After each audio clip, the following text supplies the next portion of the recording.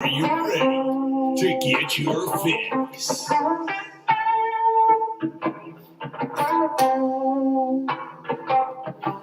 you ready?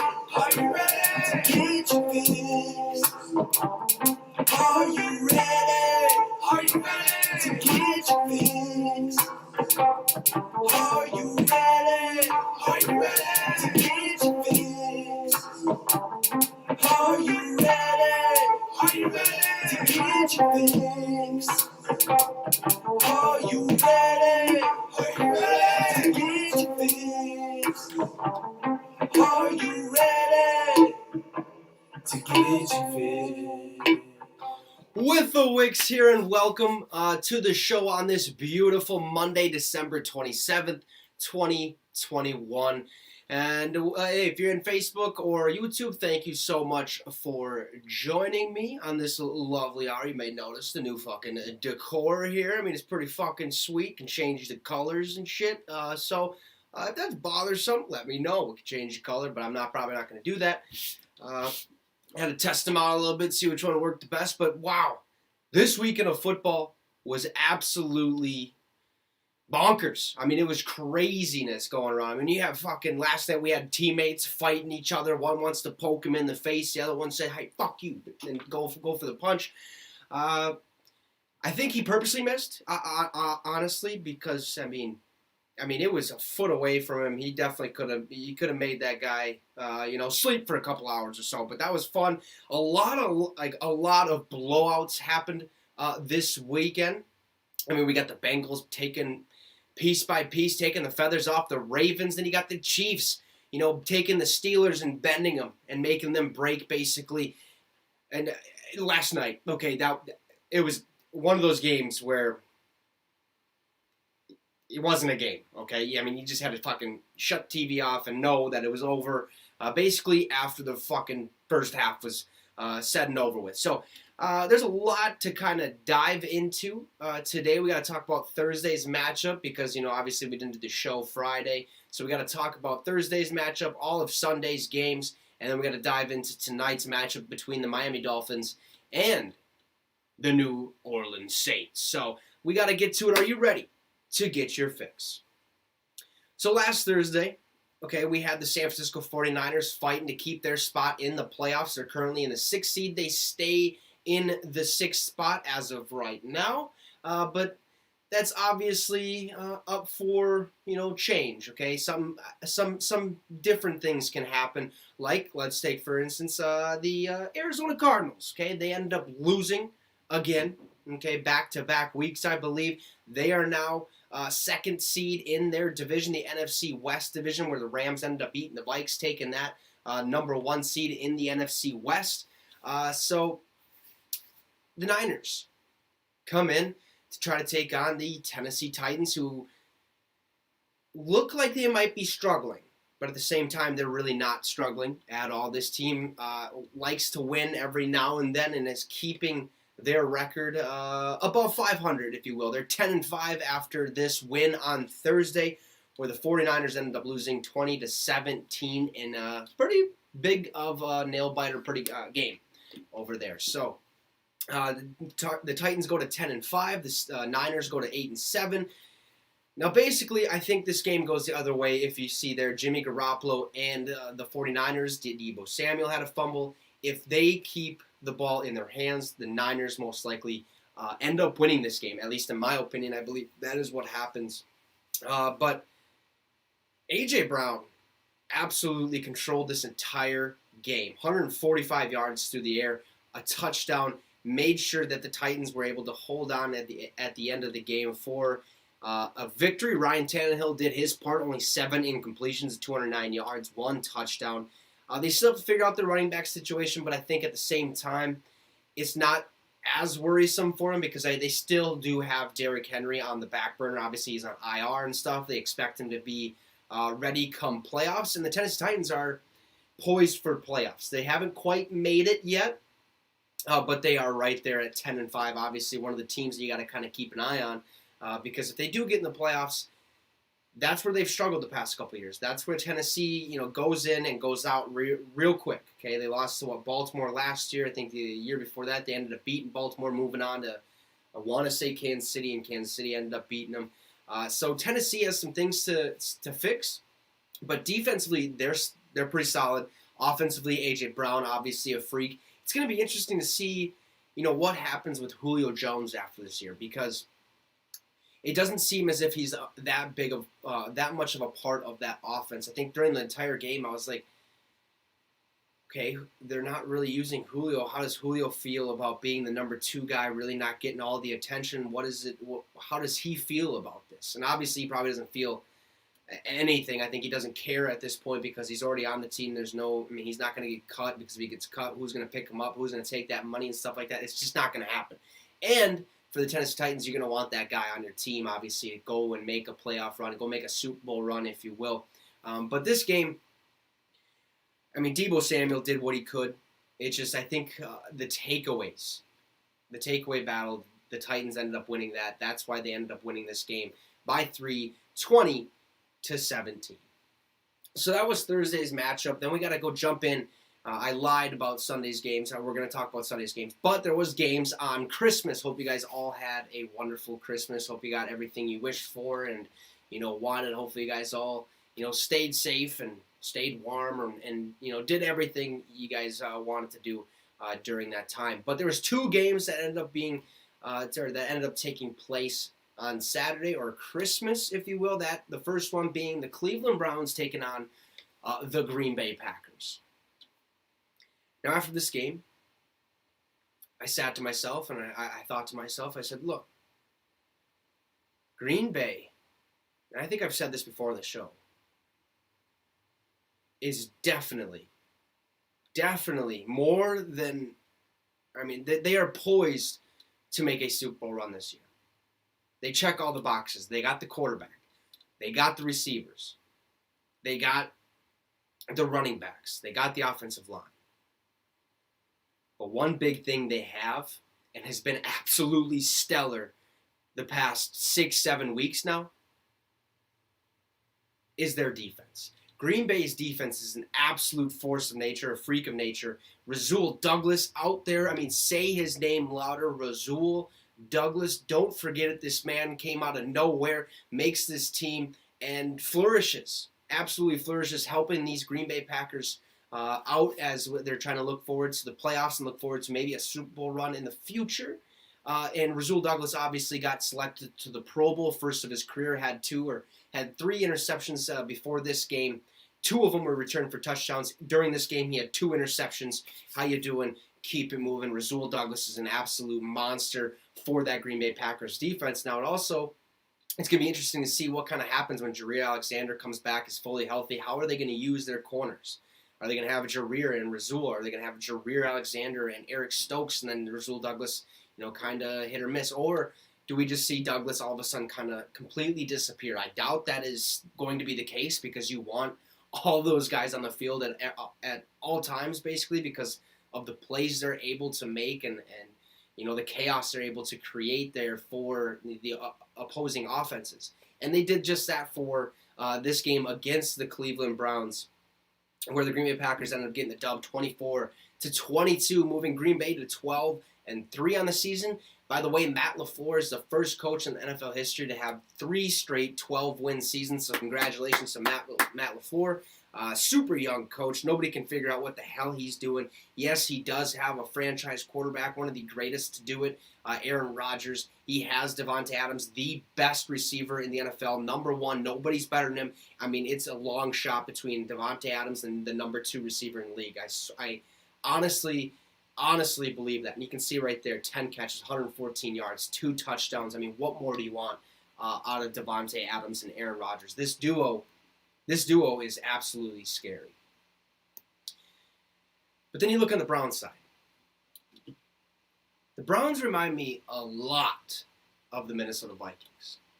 They're going to be right there in every game. They're going to be so close to winning every game. They'll capitalize on some of them. But the other ones are going to result in what you guys see over here. 24-22. Now, where in the Vikings, the problem is the offensive play call. Keeping that offensive momentum going, drive by drive, trying to put a touchdown on the board, trying to kick a field goal. Drive by drive, it just seems to get worse and worse and more complacent, and the Minnesota Vikings just can't keep up. But honestly, for the Cleveland Browns, their one mistake and their one big piece where you're kind of just like something needs to happen. And this might not be for everybody, okay? But for me, at least, there's one thing about the Cleveland Browns that I don't like, and I think a lot of people do not like. And it's right there. Okay, Baker Mayfield. 21 of 36, 222 yards passing, 2 touchdowns, and 4 interceptions. You can't do that. You take away those 4 interceptions, Cleveland Browns win this game with ease. Like, they take this one without Green Bay even having a chance in this one. They were able to stop Aaron Jones. Cleveland Browns defense is just fine. Just fine.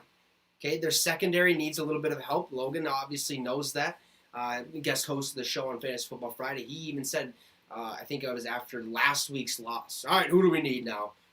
We need a fucking DB or linebacker. Who do you think we're going to go get? Or a DB or a defensive back, that is, or a defensive end, or not defensive end. I can't remember what the other one was. But he thought the defense was the issue. And I get it. The quarterback, you definitely got to figure that problem out, even though it seems like the last couple of years they went out and drafted a cornerback. Greedy Williams is one of them. Who's the other one? Greedy Williams for sure. There was one that got hurt. I mean, they've picked up a couple guys. I wish I could remember their name off the top of my head. I can't for some weird reason. But it is what it is. Nick Chubb ain't the problem. Okay, last week he didn't do all that well. This week comes out, puts up 126 yards and a touchdown on 17 carries. But Baker Mayfield, I think, and honestly I can say this, he's holding this team back. They go out last year. They have a winning, or somewhat of a winning season, I believe. Go in there, win their first playoff game in I don't know how long, okay? Beat the Pittsburgh Steelers, move on, lose the next round. This year, we're looking at a 7-8 Cleveland Browns team. Their hope for the playoffs is just like the Minnesota Vikings. You're hanging on by a fucking thread. You need so many things to happen. You probably need everybody to lose in your division the next 2 weeks, and you need to win the next 2 weeks. Exact same situation as the Minnesota Vikings. But I think Baker is the problem. Baker's holding this team. I don't think he's building chemistry with any of his receivers. The only one it seems like he has a little bit of chemistry with is Jarvis Landry, and yet Rashad Higgins was their leading receiver with 58 yards, no touchdowns, 5 catches. Baker needs to be better, and if he is going to be the Browns quarterback next year, they got to figure out how to get him more involved with the other pieces of his offense. That being said, all of his receivers, all of his tight ends, all of his running backs be on the same page, because he can't just be a one-dimensional team. And by one-dimensional, I mean running the ball. You have Nick Chubb, Kareem Hunt. They can't carry you all the way. And I know I've said this on the show many, many times, where the running game, if you get that going early and often, and it's excelling, that opens up the pass game. And obviously that's the case. But when you're not on the same page as your receivers, when you're confused of where to throw the ball, when you don't know who is gonna make one of those plays that Odell Beckham Jr. was famed for with New York and with the Giants, it's hard to win ball games.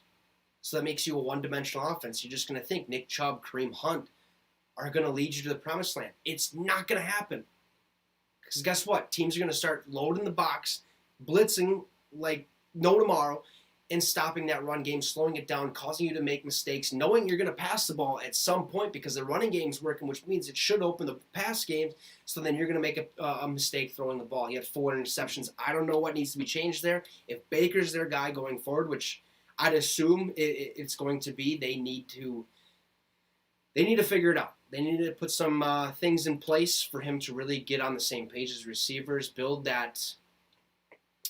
the chemistry there between the wide receiver group and Baker, because Baker he's going out there looking like a chicken with his head cut off. basically. He doesn't know what the fuck to do. Something needs to change. He needs to be better, and I think everyone can understand that. I don't know what's going to happen with Baker this offseason because he hasn't signed an extension. The Browns have been really adamant, is this our guy? Do we really want Baker as our guy? I mean, I don't know. They might have to franchise tag him. They just might have to do that because this quarterback class is not that good. But the free agent quarterback market is supposed to be fantastic. There's supposed to be a number of quarterbacks that are, ready, available to go anywhere into any team. And I think, if you look, Aaron Rodgers, if he hits the free agent market, do the Browns, take a peek at Aaron Rodgers? Way better than Baker. Okay, he's not going to have 4 interceptions a night. That's just not going to happen. I mean, shit, the last 5 games, he has 16 touchdowns, 0 picks. That being Aaron Rodgers. Baker Mayfield, I couldn't tell you the stat, but I do know the last game he had 4 picks, like you just seen there on Christmas. Aaron Rodgers, the Green Bay Packers, find a way to win over the Cleveland Browns, but they shouldn't have won, in all honesty. I do not think they should have won. That should have been Cleveland's game. Cleveland just ended up giving them the win, honestly. And so something needs to happen there in Cleveland. Don't know what it's going to be. Don't really care how they're going to go about it. But something needs to change. And so the second game on Christmas was a little bit better. Okay, a little bit better. But at the same time, it was one team completely dominating. The second team, where the Indianapolis Colts beat the Arizona Cardinals 22-16, where the Colts moved to 9-6 on the season. The Cardinals moved to 10-5. Out of the first seed of the NFC West division, where the Rams ended up taking that because they beat the Minnesota Vikings, which we'll get to here in just a sec. But True Identity Tuesday, I said one thing. I said the true identity of the Indianapolis Colts is Jonathan Taylor. And then I gave you this stat. In 8 games, only Jonathan Taylor has rushed for 100-plus yards. In those 8 games, they're 8-0. In the other 6 games, Jonathan Taylor has under 100 yards, and they're 0-6. So if he gets over 100 yards, you're going to win 100% of the time. That's what stats say anyways at this point in the season.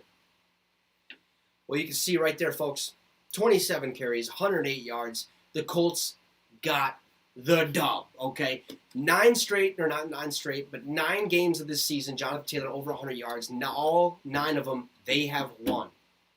If you don't stop Jonathan Taylor, you're going to lose. That is what we've seen here against the Arizona Cardinals. Kyler Murray, he needs DeAndre Hopkins in a bad way, okay? He just can't keep going to Zach Ertz time and time again. 8 catches, 54 yards, but Chase Edmonds, he was their leading rusher, had a touchdown on 56 yards. T.Y. Hilton, I'm glad he got in the end zone. This is really a back and forth battle. Who's going to win? Who's going to, officially, solidify the dub? Who's going to get this? The Colts did because of one person, Jonathan Taylor. 108 yards, ends up getting the dub, okay, in Phoenix, Arizona.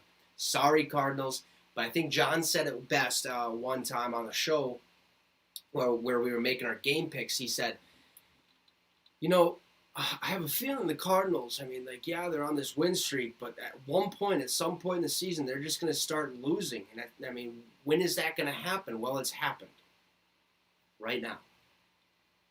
They got the dog shit beat on by the Lions, and now they lose to the Colts. They start losing more ball games. I think at one point in the season, we were looking at a 8-0 or 9-0 Arizona Cardinals, or I think 7-0 Arizona Cardinals, where then the Green Bay Packers ended up beating them, and now the Cardinals are at 10-5. And that's because of Jonathan Taylor. He didn't have a touchdown, but 108 yards rushing ends up getting the dub for the Indianapolis Colts, moving to 9-6 on the season, one step closer to winning the AFC South division over the Titans, who we just talked about not too long ago. They ended up getting the dub, but I think this division at this point right now is up for grabs. Tennessee Titans at 10-5, Colts at 9-6. Whoever wins the next game, then the other person basically. So the Colts need to win, Titans need to lose, Colts would be in first place, basically, is what I'm trying to say. And I think that's very possible, especially because the Colts are getting hot at just the perfect time in the season where it's really hard, to count them out, honestly. So that was a good game. But now we get to go talk about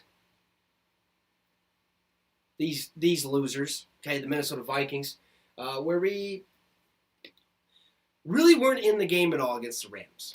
I honestly can say that, even though, okay, our defense had 3 interceptions. Anthony Barr, congratulations, you had fucking 2. Awesome. But it didn't mean shit. Like, I think after the first quarter, I think halfway through the second quarter, I even said to myself, I was like, there's no way we're going to win this game. Like, there's no way we're going to come out here and win this game. The Rams are way too good. Way too good to come in here and lose. Just not going to happen. And it didn't. The Los Angeles Rams beat the Minnesota Vikings 30-23, moving the Rams in the first place of the NFC West at 11-4, and the Minnesota Vikings still at second place in the NFC North at 7-8, moving them out of the 7th seed in the playoffs, moving the Eagles in because they ended up getting a monstrosity of a win over the fucking Giants. Just absolutely piss-pounded them. Okay, so they moved into the 7th seed, so now the Vikings need a whole bunch of scenarios for them to even get into the playoff talk, but they have the Green Bay Packers coming up this week. Gonna be a fucking tough one to win, okay, in Lambeau when it's fucking 4 degrees. I have a good feeling Aaron Rodgers and the Green Bay Packers are going to do that. But, I mean, we look at this game. Matthew Stafford didn't play well. 197 yards, a touchdown, 3 interceptions, where Cooper Kupp, 109 yards receiving, didn't have a touchdown, but I mean, what are you going to do? Okay, he did not have 116 yards, I don't think. I got to go check that one. I think that was probably, talk about Justin Jefferson there on the graphic for some odd reason. Oh, maybe it was okay, so I seen the graphic against Jalen Ramsey where there was 24 routes, 24 total yards Jalen Ramsey gave up against Justin Jefferson, 21 total routes, 4 targets, 3 catches, but Justin Jefferson did end the day with 116 yards receiving. Okay, so that is right. Minnesota Vikings played pretty well. Okay, pretty good football for the most part, but it goes right back down to one thing that I just said not too long ago: offensive play calling. It's a problem. There's a big issue there, a huge issue. Can't figure it out. We go out there and dilly-dally around, think we're the best team in the world, gonna try to keep us into this game at all time. I mean, this is another one fucking possession game. Definitely shouldn't have been. The Rams should have killed us. Like multiple teams had done to other teams this week. I'm telling you right now, if the Minnesota Vikings find some fucking way to make the playoffs, there's no way in hell we're going to win one. There's no way we're going to win a game in the playoffs. I just do not believe it, because we are one of those teams that we're going to be right in every single game. But we're going to come out losers the majority of the time, because we're too complacent. Too complacent. Kirk Cousins doesn't take enough shots, and when he does, he takes the stupid shots. Throws to a wide open corner like he did last week. I mean, what are we doing? I don't think it's Kirk Cousins' problem. I don't think it's Mike Zimmer's problem. I think it's Clint Kubiak's for not getting our offense ready and in the right position. Our defense played phenomenal. And another thing about our defense that I'm sick and tired of watching: tackle the fucking guy. Take him, put him on the ground. Don't just sit there and try pulling the football out while he gets fucking 10 more yards because you're not sitting there grabbing his legs, putting his ass on the ground. Like, pick him up, put him down. Don't play grab ass with him the whole fucking time. I'm so sick of it. Go out there, make the tackle.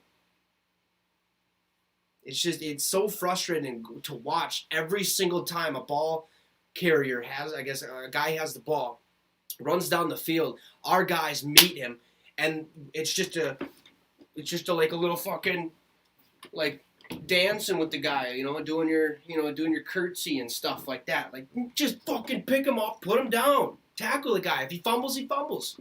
9 times out of, I guess, hold on. The whole fucking game, every time we try to make a tackle, they were trying to cause a fumble, try to rip this ball out every single time. Guess what? Not once the past fucking 15 weeks, 16 weeks has that ball said, okay, I'm coming out. Not once, really. Not one fucking time. Hit him as hard as you can. Pick his legs up, because guess what? And this is what my grandpa told me one time.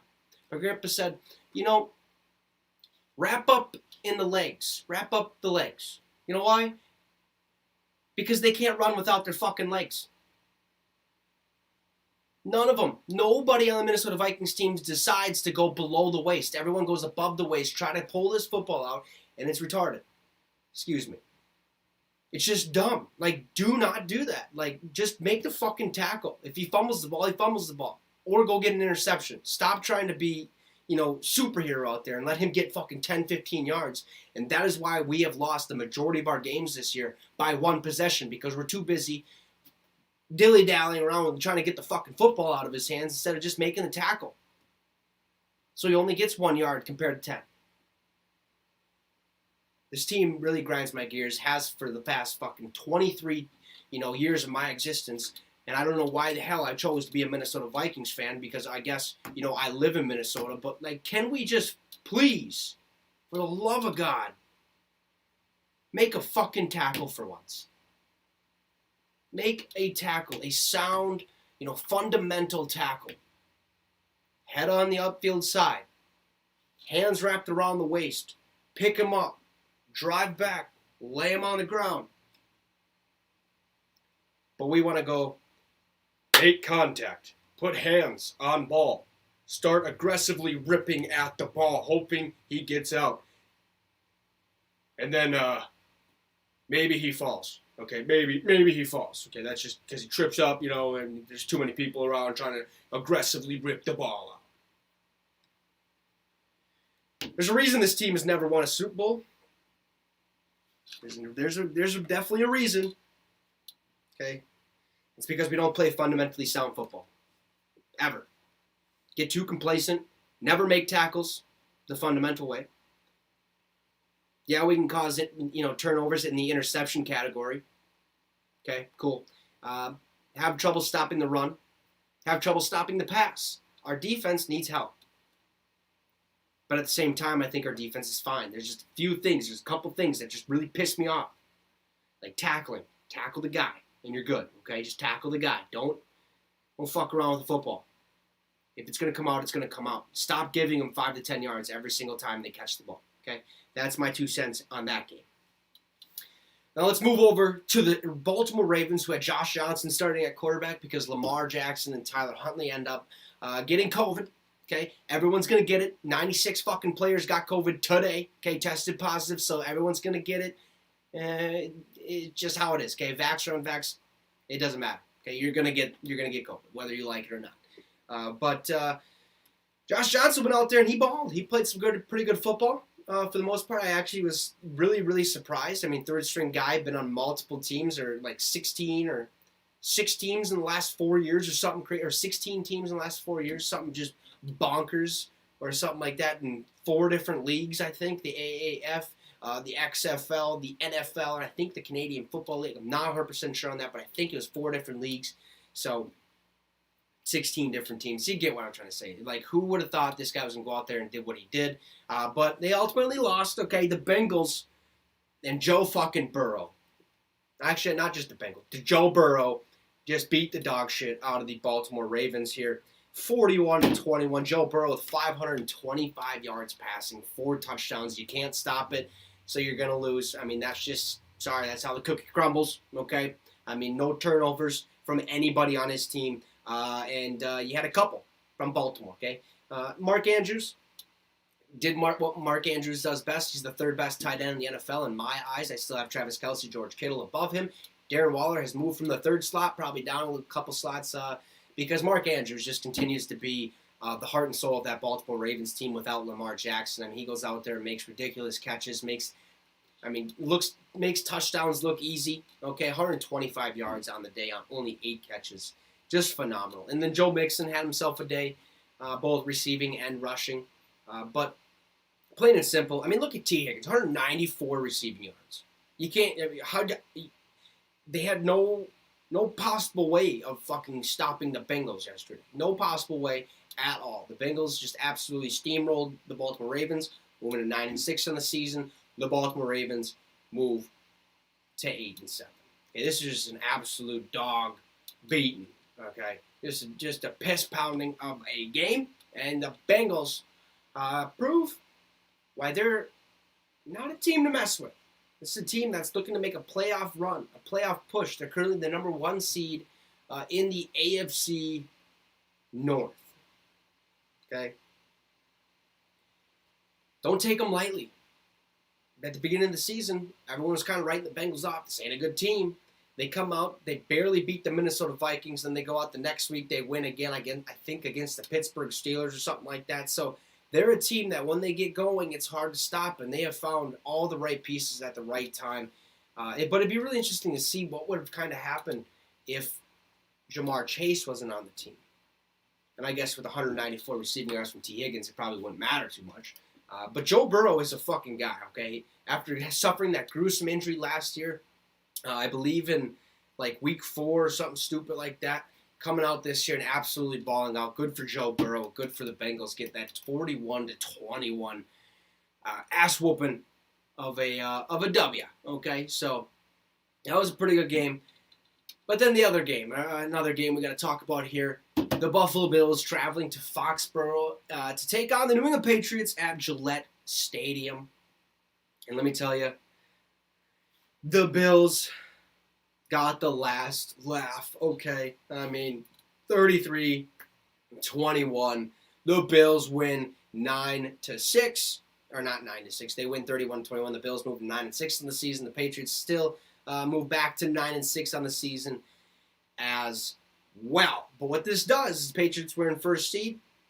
The Patriots are now in the second seed. The Bills move to the first seed. But this is still up for grabs because the Patriots beat the Bills just a couple weeks ago, I believe 3 weeks ago. Okay? And the Bills just beat the Patriots. So they're 1-1. I think the Patriots have the Jacksonville Jaguars coming up and then the Miami Dolphins, where I believe the Bills have some pretty bad teams. I think they have the Jets as one of them, and I think the Texans as one of them. Okay, so, I mean, say what you will, but this might be the Bills division for taking. Okay, they're definitely going to win this division unless New England finds a way to win out the rest of the year.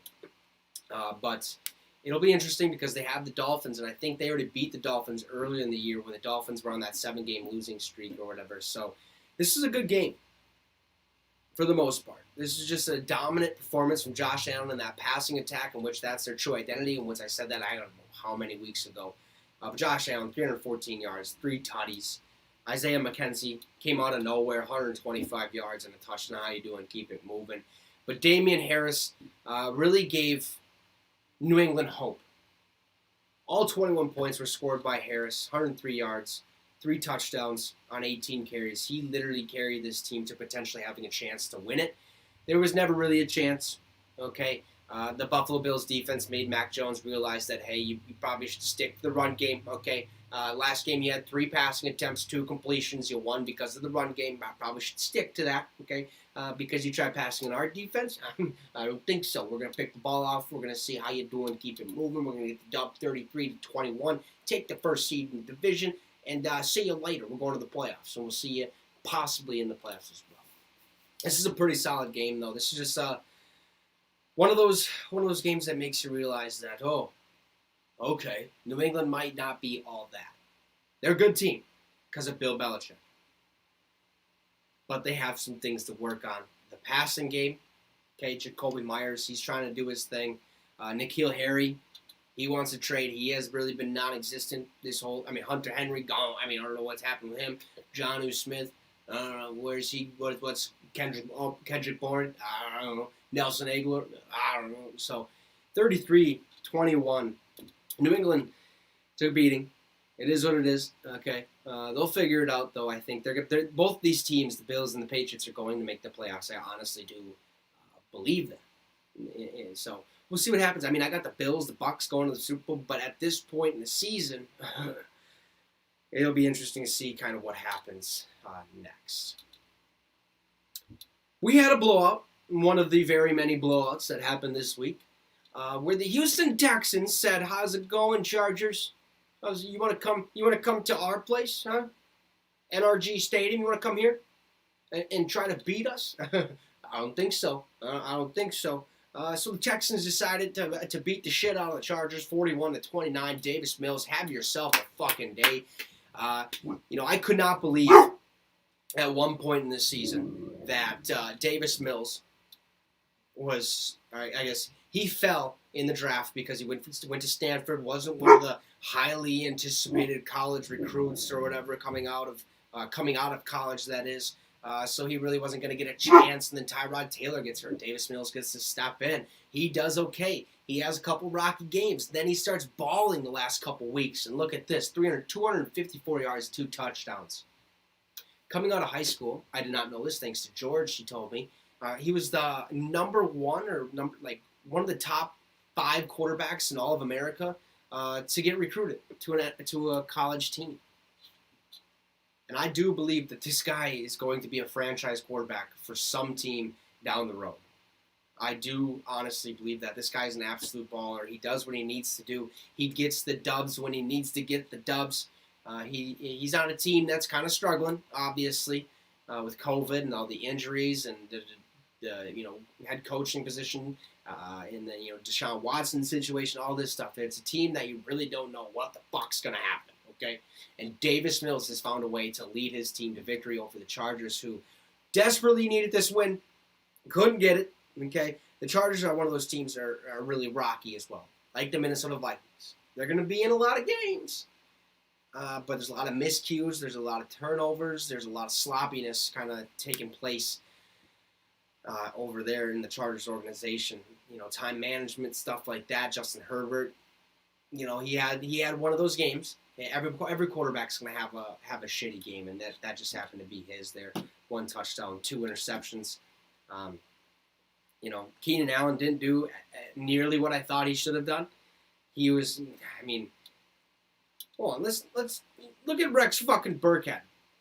I forgot I had to put his name on there. 149 yards on 22 carries, 2 touchdowns because David Johnson sucks. Phillip Lindsay sucks so bad they cut his ass. And Mark Ingram, they traded him to the Saints because the Saints needed some firepower because Alvin Kamara was hurt for the majority of the season. So Rex Burkhead steps up nicely. Hey, hell of a fucking game, Rex. Oh, my goodness. He was a former Patriot, came in there, was one of those guys that got that last-minute touchdown that really set the Patriots above and beyond winning games and stuff like that. Comes to Houston, doesn't really get an opportunity, and now he does, and it's well-deserved. 149 fucking yards, 2 touchdowns. Good for Rex. Good for Rex. We got Rex and Davis Mills is probably potentially the best fucking duo in all the NFL. No, I'm just kidding. That's Aaron Rodgers and Devontae Adams. But you get what I'm saying. This is a blowout. And this wasn't the only blowout. The Kansas City Chiefs beat the shit out of the Pittsburgh Steelers. 36-10. A little rough one. A little rough one there. For Pittsburgh, Deontay Johnson continues to be the number 1 receiver there. Chase Claypool. I don't even know what to say about him or Juju. I wish Juju was playing because I'd have more to say. But Chase Claypool fucking sucks. He's garbage. Comes out his rookie year, has an unbelievable 10 touchdowns? Probably because he was the number 2 guy, wasn't really focused on all that much. Comes to, Juju gets hurt. Now it's Chase Claypool's time. He starts, fucking first down. And there's only 20 seconds left on the clock. Last week against the Minnesota Vikings, he ends up, oh shit, I got a fucking ball fumbles around on the ground. They lose 5 seconds. They end up losing that game. Chase Claypool. And I feel sorry for Big Ben, what he has to deal with. Okay, he's been with the Pittsburgh Steelers for I don't know how many years, 17, 18 years up to this point. He's had to deal with fucking Antonio Brown, Le'Veon fucking Bell, Juju Smith-Schuster, and Chase fucking Claypool. What happened to the Hines Ward? You know, all those people. What happened to them? It is just, it's brutal. I mean, I feel so sorry for Pittsburgh fans out there because they're a team that usually, they haven't had a losing season in 14 years. And they go out against the red-hot Kansas City Chiefs. The Chiefs, I was really skeptical about their offense, but their offense played phenomenal. 3 touchdowns from Mahomes. Edwards-Helaire had a touchdown, and he ends up hurting his collarbone, I believe, during the game. And then Pringle came out of nowhere, stepped up real nice, had 2 touchdowns on the day on 75 yards. Just an absolute slaughtering, okay, of the Pittsburgh Steelers. So other than that, we're going to talk about last night's game briefly, okay, because just look. 56-14. At one point, I believe it was 49-7. Maybe it was 56-7, but this was an absolute, beating. An absolute beating the Dallas Cowboys gave Washington. There was no coming back from this one. At all. Washington couldn't do anything. This is the first game all year, probably the first game in recent memory that I can think of that I actually said, all right, fuck that, I'm going to bed. Turned it off. All right, that game's over. Don't have to worry about it. It was so, it was laughable. It was way too laughable. Washington absolutely got steamrolled in this game. It just sucks. It just sucks for Washington. They moved to 6-9 this season. That helps the Minnesota Vikings. We have a chance now to make the playoffs. We just need the Saints to lose tonight and the Philadelphia Eagles to lose both games in the next 2 weeks. So we'll see. It'll be interesting to see where that goes. But, all you have to do to realize anything about this game is the score. Okay, 56-14. And that honestly makes me believe that it's going to be a Cowboys-Packers NFC Championship matchup. Okay, and the last time that happened, Dez made the catch. Okay, he caught the ball. Okay, all Green Bay, he caught it. Okay, it was a complete catch. He had control. He crossed the plane, touchdown. Cowboys should have went to the Super Bowl.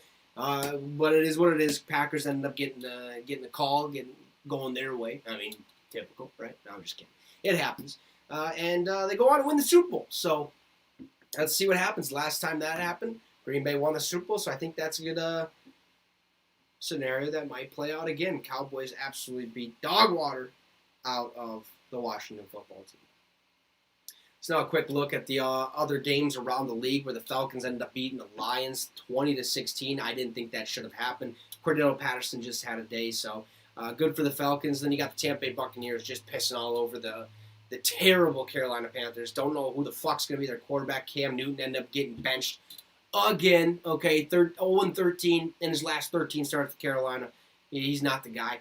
Sam Darnold comes in, really can't get anything going as well. Tampa ends up winning that one. Then the Jets win over the Jacksonville Jaguars 26-21.